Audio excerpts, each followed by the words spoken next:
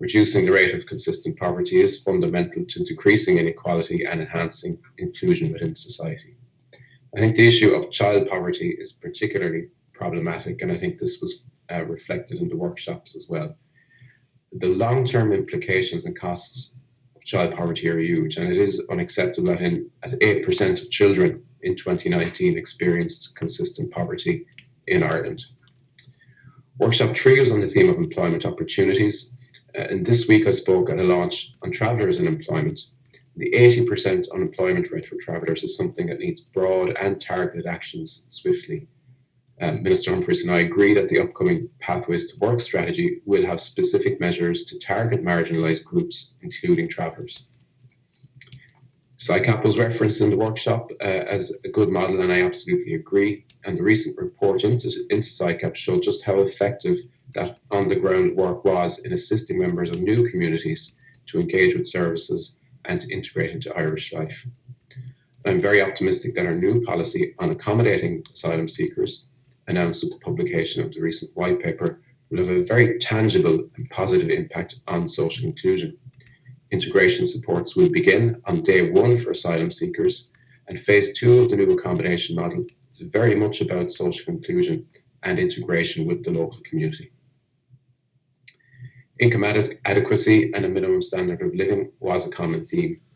As per the programme for government commitment, I very much welcome that the Low Pay Commission has been asked by the Taoiseach to examine how Ireland can move towards a living wage over the period of this government.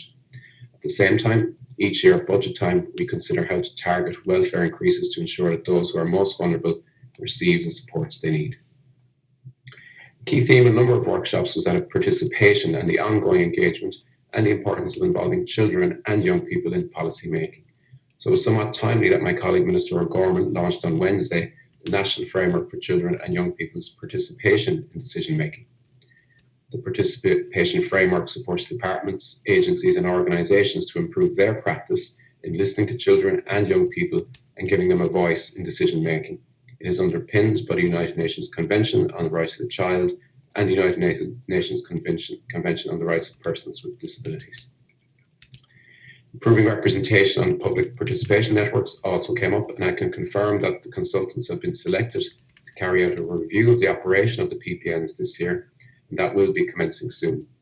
Key objectives of that review will be to identify opportunities for further strengthening and enhancing PPN structures and make recommendations on how to build on existing structural strengths and support the future development of PPNs. Also highlighted was the strong role played by community workers and organisations during the COVID-19 pandemic community call. It was noted that the pandemic has also created challenges for their work, and continued engagement with community organisations is very necessary.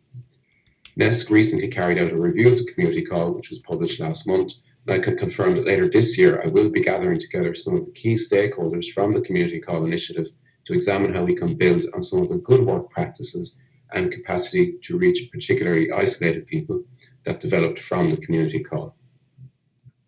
Just a couple of relevant updates that some of you might be interested in. There will be a new Stability Fund opening for applications in May. We hope to publish the criteria for applications early in the month. It's a smaller fund than last year, but we will be prioritising those organisations that missed out on last year's fund and top-up. For those organisations and community centres that are funded under the Community Services Programme, we announced last week a €3 million fund to assist with the ongoing costs you have had to bear over the last year. It's been mentioned, and some of you will be aware of, that we developed a new fund for new community development projects following last year's budget. We recently closed applications for this process, and I'd ask you to bear with us on this as we got a very large number of applications, over 120 in total. So it's very heartening to see that there is an appetite out there to reinvigorate the community development approach on the ground. There was a point made during the week about greater communication needed with and between local stakeholders to increase cohesion, and this is a point made very well. We have recently started work on 2 pilot schemes in areas of high need based on a place-based leadership model that aims to bring all the community groups and services in each area together in a more cohesive way. It's my hope that we'll be able to bulk up this approach in the near future and bring it to a wider number of areas as well.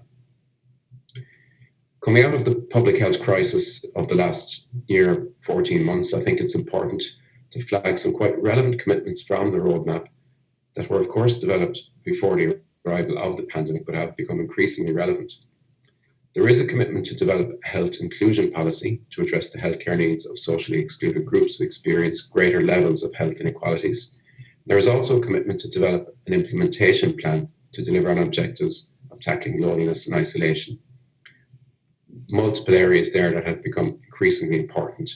And I hope to meet Minister Donnelly in the coming weeks, and I will be pressing the added importance of these objectives with him. One of the clear messages coming from this forum is the need for ongoing engagement around the roadmap. We want to ensure that this conversation continues, and I do look forward to future engagements with you all in this regard, and hopefully many of them in person. Finally, the Department of Social Protection will prepare and publish a conference report which will encapsulate the breadth of the discussions and your contributions throughout this week and across the various channels used. This will cover our interactions across the plenary sessions, at the workshops, via our various polls and through the online chat function as well. And myself and my officials will continue to engage with you to ensure that the principles of social inclusion are imbued into the work of government so that we do everything in our collective power to reduce social exclusion and do all we can to ensure nobody is left behind as we emerge into a post-pandemic Ireland. And thank you all very much for your engagement and your enthusiasm and your time over the last week. It's been really very useful and insightful to hear your views. So thank you very much, and enjoy your weekend ahead. Thank you. Thank you, Minister. At this point, we'll